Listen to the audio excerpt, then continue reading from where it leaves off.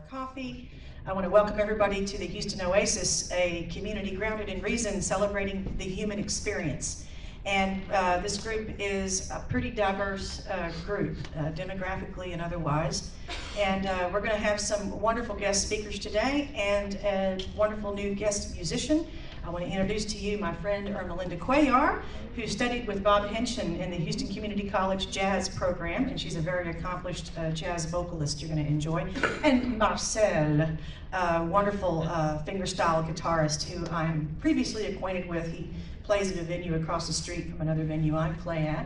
And they're going to do a couple of tunes, and we're going to have a community sort of greeting moment, and then they're going to come back and play a couple more tunes, and we hope you enjoy it. Please welcome Miss Ermelinda Cuellar.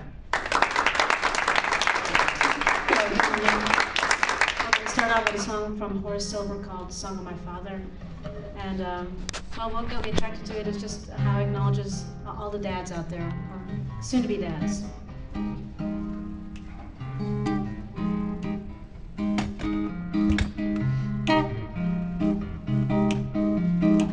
This little song of my father does things that no other can do. As I sing it to you, it has rhythm and rhyme that will fasten his memory in time. As his beauty shines through, for through my mind and soul, my heart will always hold a special place for him. It's true. We bow our heads every day and we get by this day. Let's review all the good things he's done for you. Our mother's love is real nice, but all dad's sacrifice for us too. Let us give him his due. We're very proud to be in his biography. We sing this song for him and you.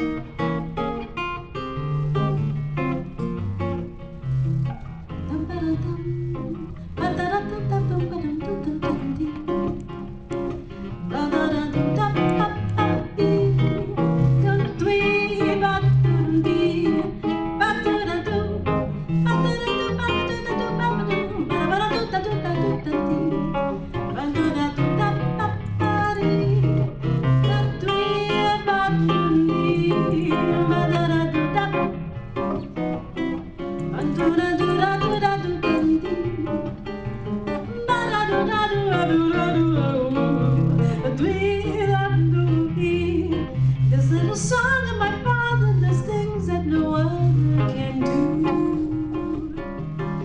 As I sing it to you, it has rhythm and rhyme that will fasten his memory in time. As his beauty shines through, we're very proud to be in his biography. We sing this song for him and you. It's true. It's true. It's true.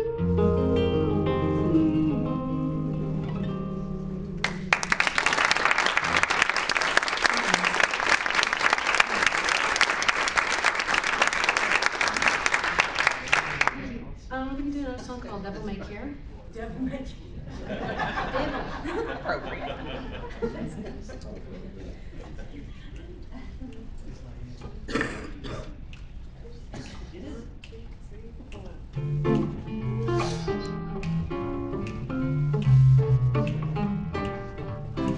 No cares for me, I'm happy as I can be. I learned to love and to live, devil may care. No blues, no woes, whatever comes may later go. That's how I take and I'll give, devil may care. When the day is through, I suffer no regrets. I know that he who frets loses the night. For only a fool dreams he can hold back the dawn. He who is wise never tries to revise what's past and gone. Live love today, let come tomorrow what may. Don't you stop for a sign, it won't help if you cry. That's how I live and I'll die, devil may care.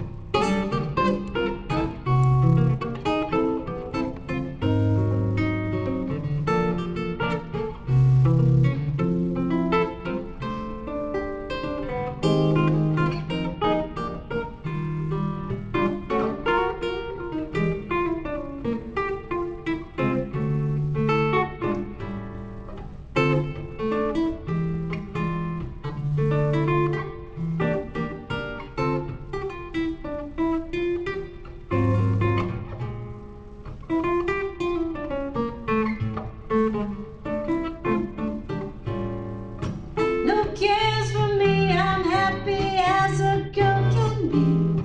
I've learned to love and to live, devil may care. No blues or woes, whatever comes may later go. That's how I take and I'll give, devil may care. When the day is through, I suffer no regrets. I know that he who frets loses the night. For only a fool dreams he can hold back the dawn. He who is wise never tries to revise what's past and gone. Live love today, let come tomorrow. Won't you stop for a sign? It won't help if you cry. That's how I live and I'll die, devil may care. About the devil may care. Ding, ding, the devil may care. Dum, dum, the devil may care.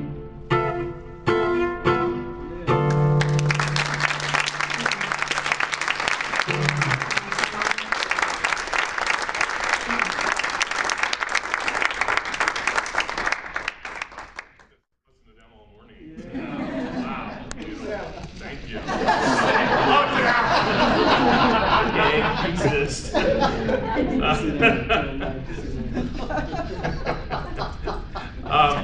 We're gonna we like to do from time to time. Has anyone here heard of Robert Ingersoll? How many have heard of Robert Ingersoll? He's someone you should be aware of. Yeah, well, he's got 2 hands, so yeah. I think he's an overlooked figure in the history of our country that I'd like to see get more notoriety. Notoriety is the wrong word. Publicity and familiarity. He was a Civil War veteran, an attorney, and a pioneering free thinker back in the late 1800s. He's worth checking out online. Just look up Ingersoll quotes. And from time to time we do little kind of secular readings and kind of a thought for the day thing here. And so I've invited, I've asked Tom Metzger to come up, and he's going to give us an Ingersoll quote before we go into our meet and greet time. Just something to chew on. Something to chew on. Ponder. Just let me share something with you real quickly. If you're ever asked to do this, there are two things that I want you to remember. There's absolutely no evidence that anybody has ever died as a result of standing in front of an audience. And the other thing you should always remember is if you're asked to do something like this, remember that everybody out there is on your side. They're glad it's you and not them. Reason, observation, and experience, the holy trinity of science, have taught us that happiness is the only good, that the time to be happy is now, and the way to be happy is to make others so. This is enough for us. In this belief, we are content to live and die. If by any possibility the existence of a power superior to and independent of nature shall be demonstrated, there will then be time enough to kneel. Until then, let us stand erect.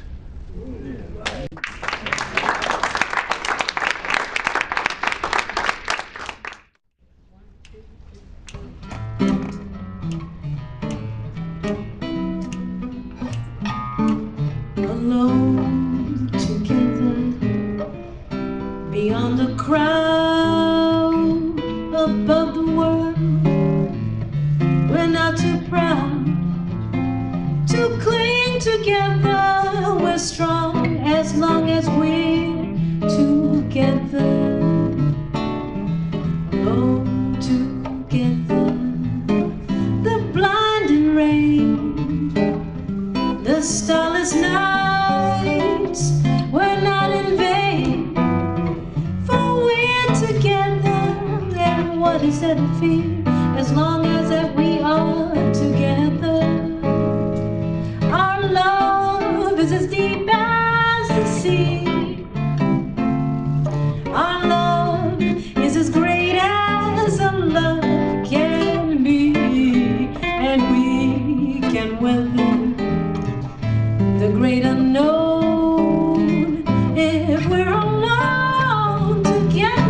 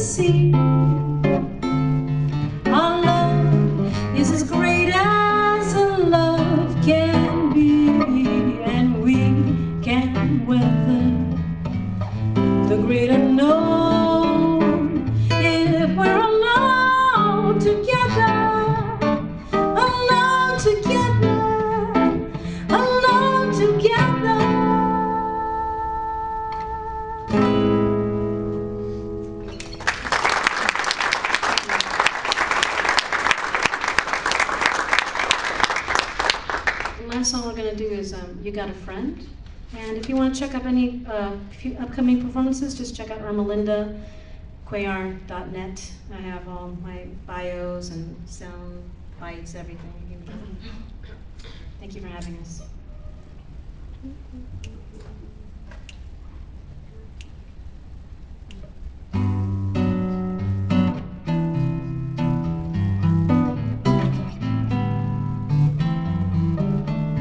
When you're down and troubled and you need a helping hand, and nothing seems to go right, just close your eyes and think of me, and soon I will be there to brighten up even your darkest nights. You just call out my name, and you know wherever I am, well, I'll come running to see you again. Winter, spring, summer, or fall, all you gotta do is call, and I'll be there, yes I will. You got a friend.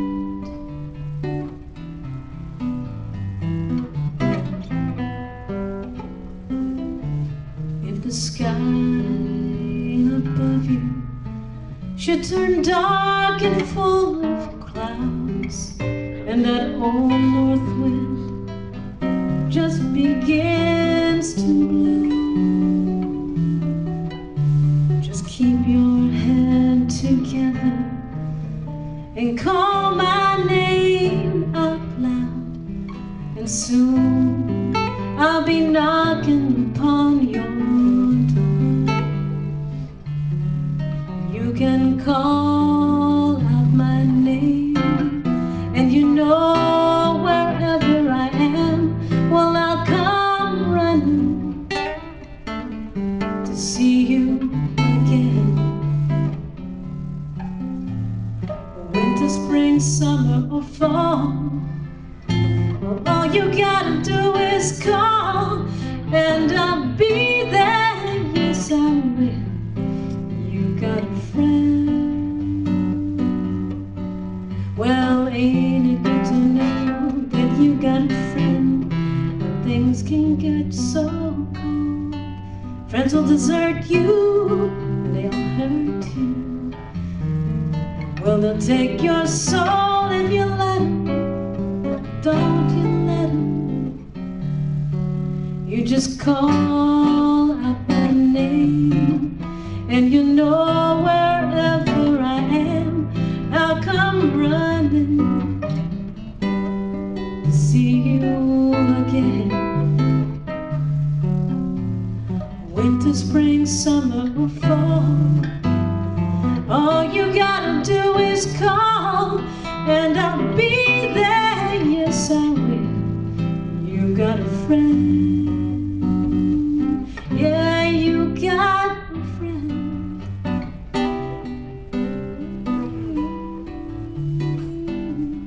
You got a friend.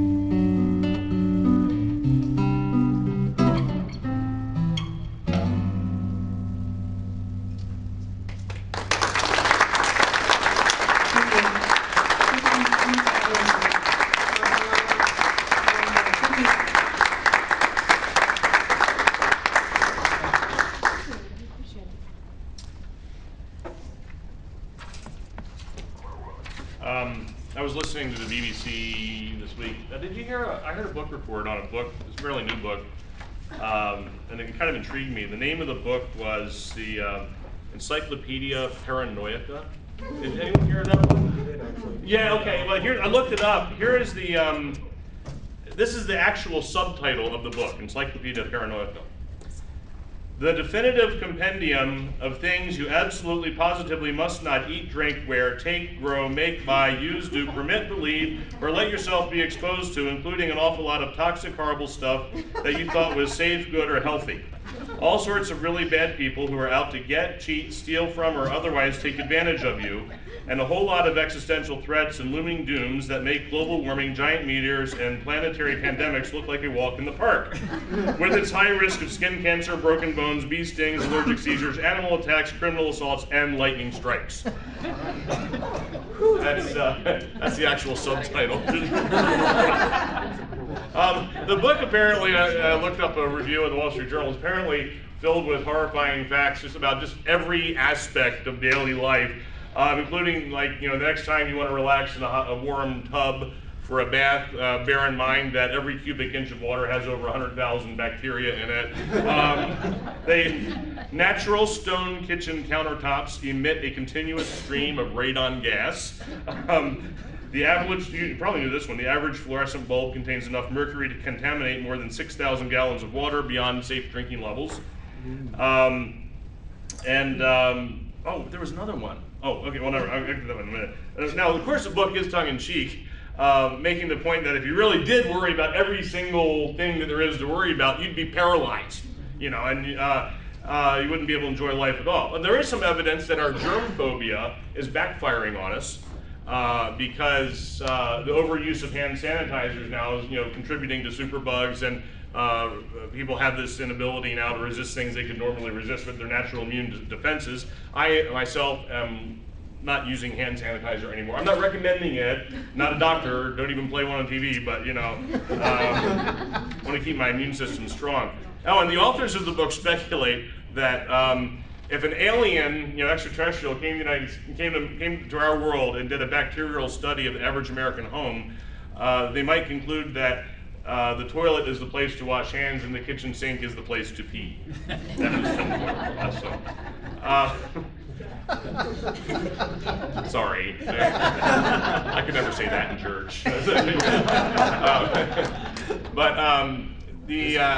It seems to me that one of the dilemmas for us as a species is that we're loaded down with evolutionary survival responses that once upon a time were very helpful, but have now maybe aren't so helpful much of the time. The fear response obviously developed as a way to keep us safe from threats to our existence. Snakes, poisonous spiders, predators, hostile tribes. In the ancestral environment, our evolutionary adaptation, the plains of East Africa millions of years ago, worry and anxiety generally revolved around where you're going to get your next meal. Today, in terms of daily threats to our survival, there are practically none. You're not going to, most likely get eaten by a predator or attacked by a hostile tribe, and most of us will have more than enough food for the entire rest of our lives, which is actually a brand new characteristic of human life. I mean, in terms of the scope of evolution, the fact that we don't have to worry about food is like unbelievable. It's like unheard of. It's brand new. And yet the fear response remains. The response that helped us is still there because it's so deeply ingrained in us. It's like this, I don't want to say useless, but to me it might be kind of like this evolutionary appendage, like the appendix, We don't need it as much as we once needed it, or not at all. One reason the fear response remains so strong is that our culture plays on it, and we're surrounded by people who manipulate our fear response, marketers, the media, religions, politicians, all thrive on the fear response to some degree, and we're often vulnerable to their ploys.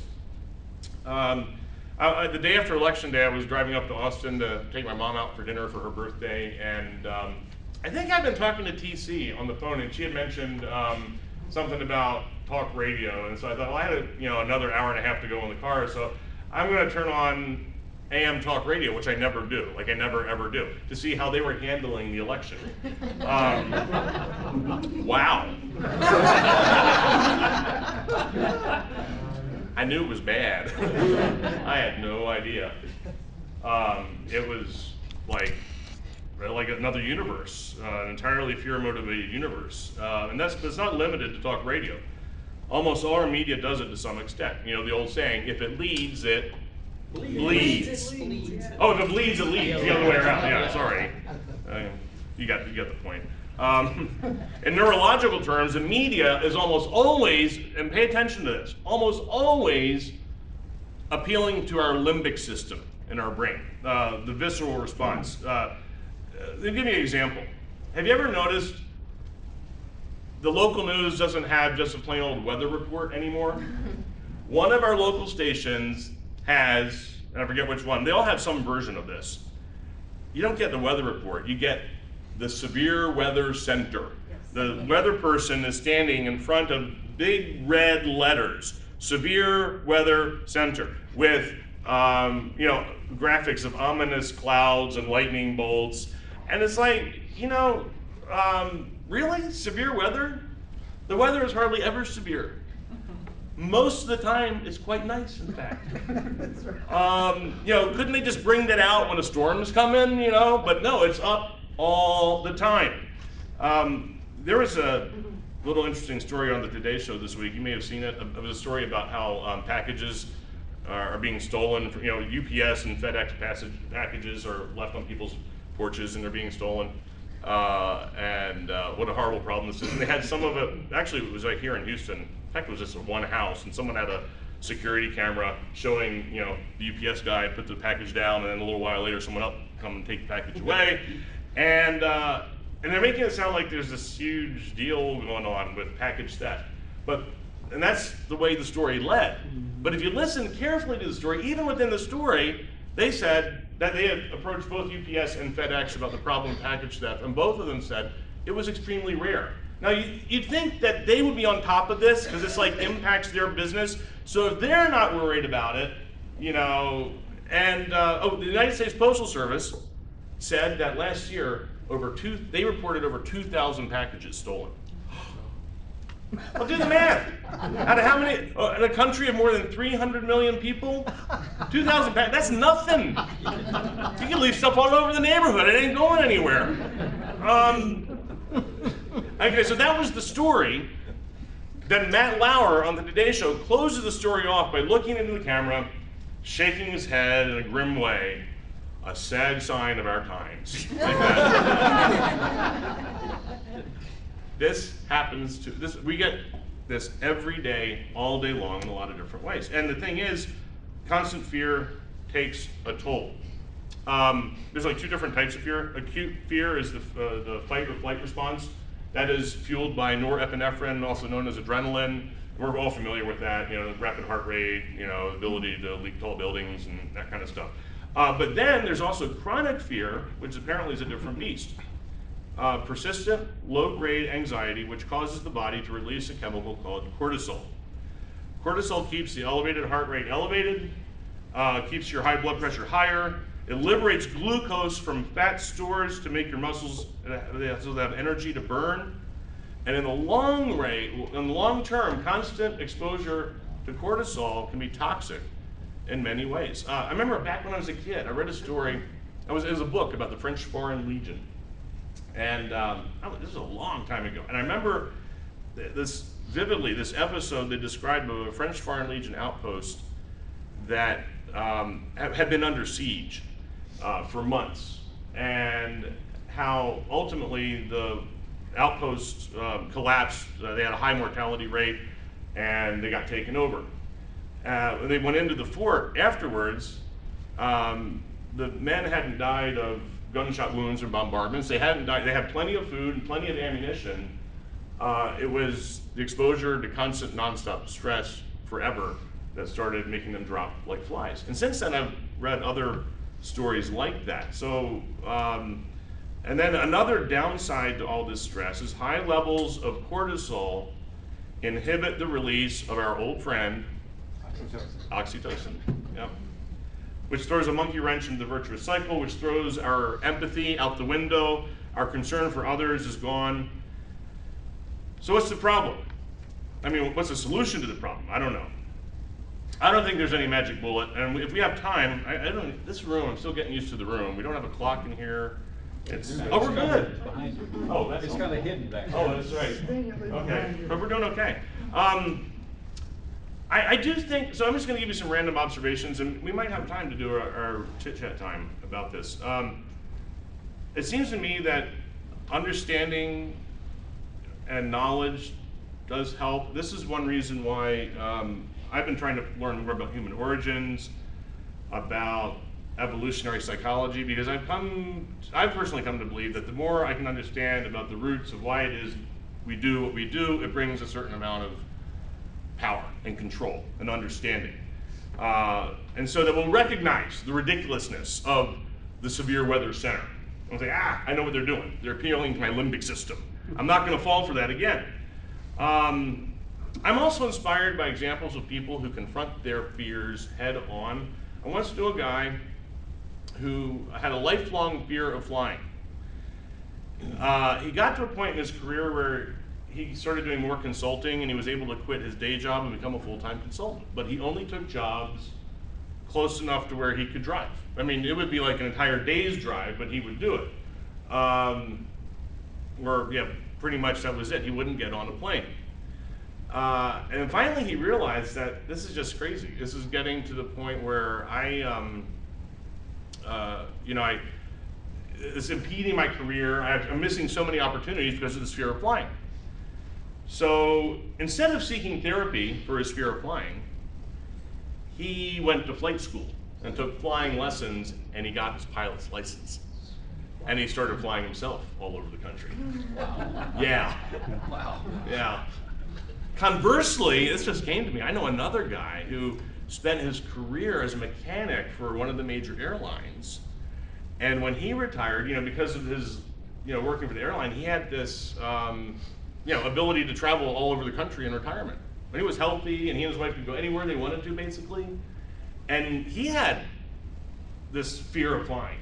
And they never went anywhere. They just spent all of retirement driving around in their RV to golf courses on military bases. That was it. I mean, like I said, that does it for you, that's fine. But the fear got in the way. So I do think that we could, maybe there are things that we could do to ratchet down the fear factor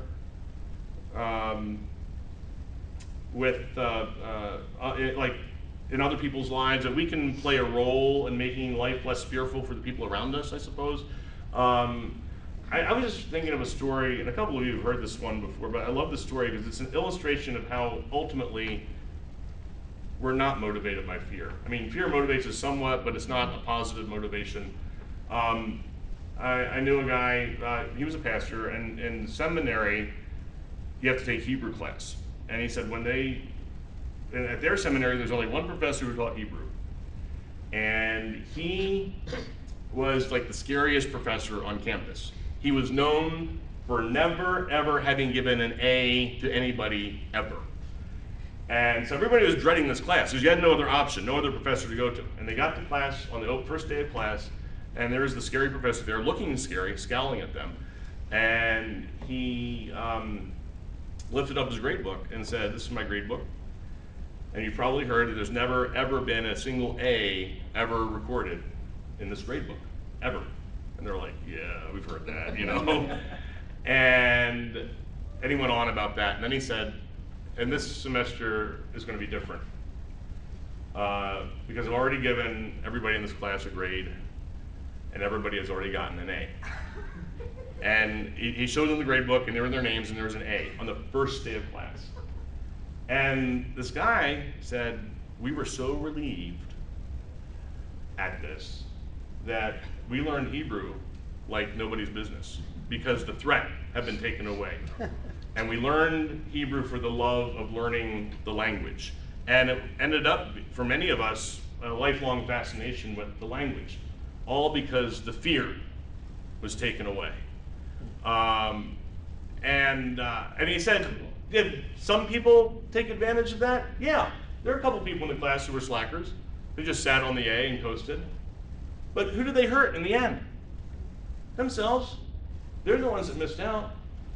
And I just love that illustration. There are ways that we can do that we can just remove the fear, remove the threat, because people thrive when there's no threat of fear or judgment.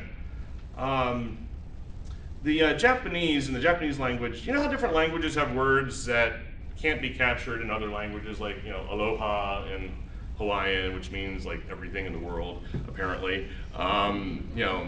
shalom in Hebrew. Well, Japanese has one of those words, and the word is daijobu. It's one of the most common words. You hear it in everyday life all the time, daijobu. But it's this wonderful word. I wish I could convey it for you.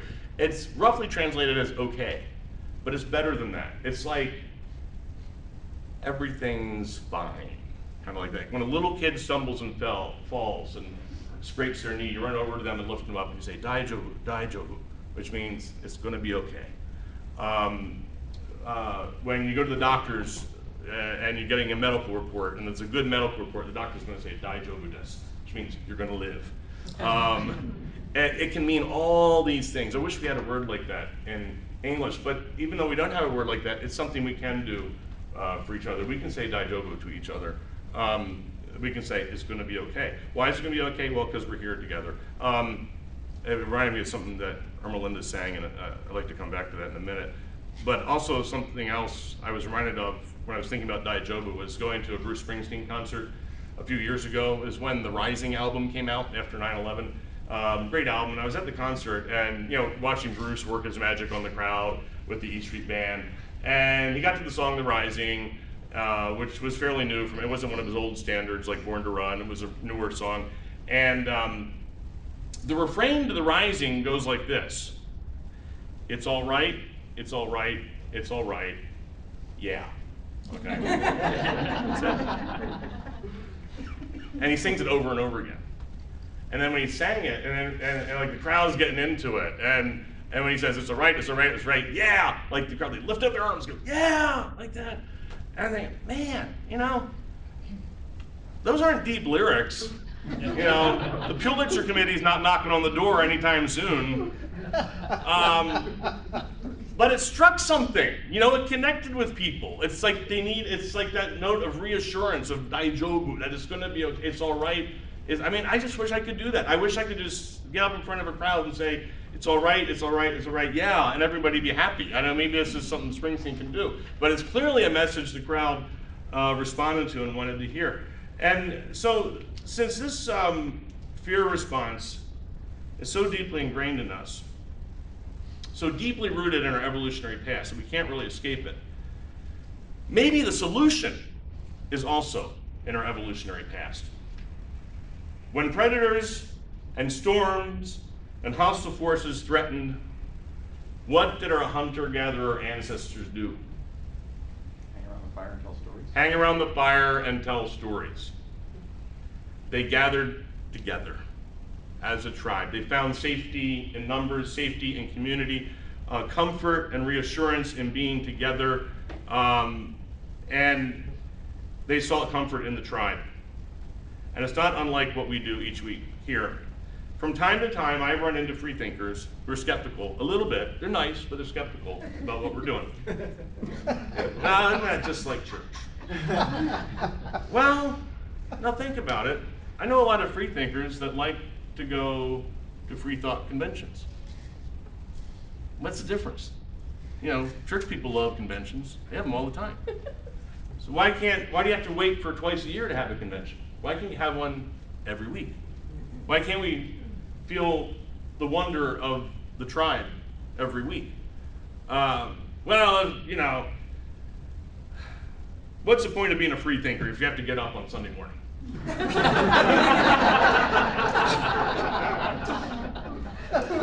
That's the difference. We don't have to get up on Sunday morning. I want to get up. I want to be here. I want to spend a couple hours with some of the nicest people I've ever met. And here's something else I've been thinking about.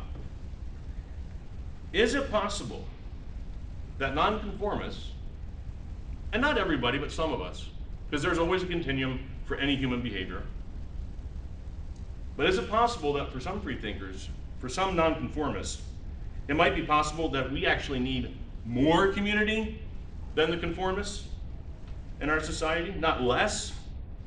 Because we have some ideas that aren't popular. We have some ideas that run against the grain. For agnostics, atheists, secular humanists, deists, and other free thinkers, there aren't many places where we can be really open, be who we are. Isn't it nice to know at least once a week there's a community, a diverse community waiting for you, a judgment-free zone where you can be accepted for who you are. That's all I got for you today. So what is our time? Oh, we're good. We're doing very well. Let's do, I do have some, we're still getting used to not having I didn't know we wouldn't have dry erase boards. Let's take a few minutes for community discussion. Turn to people next to you. What are your fears in life? How do you cope with those fears? And then how could we make this a less fearful world? Okay. Do I need to write those, or you can get those down? You're sharp. You're smarter than the average crowd. So, okay. Turn to folks around you. Mike, Yes, Lou. Would you write out that Japanese expression? Yes, I will. Please. In Japanese? Okay. Okay. Discuss those questions for a few minutes.